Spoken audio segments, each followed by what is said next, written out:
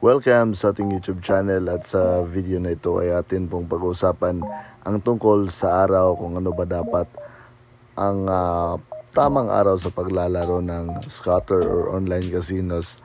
So, we have calendar here and first thing first, ito yung tips and tricks ko para sa atin, para sa mga scatteries.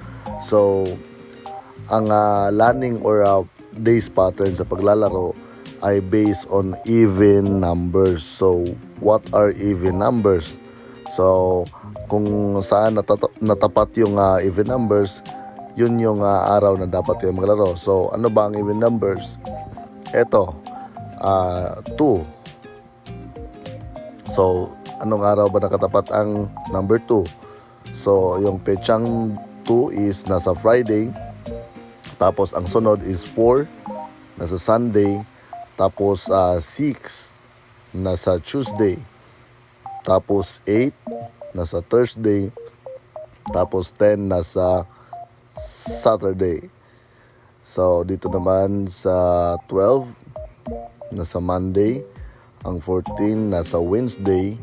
At ang 16 nasa Friday.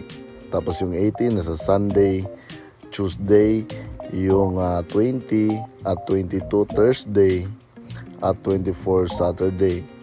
Tapos yung 26 nasa Monday. Tapos yung Wednesday nasa 28 at yung 30 nasa Friday. So yan yung dapat nating tandaan sa paglalaro. Dapat yung even numbers, hindi yung odd. Kasi yung odd is 1, 3, 6, 9, 11. So, wag ang odd numbers.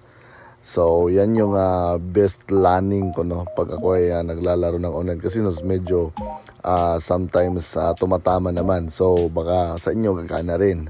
So, kung gusto niyo ng legit na site, you can find in the comment section. So, pwede lang kayo mag-click doon na register. At kung hanap nyo ay ang tamang oras, meron din tayong video. Hanapin nyo lang sa ating YouTube channel. So, ganun pa rin, let's gamble responsibly.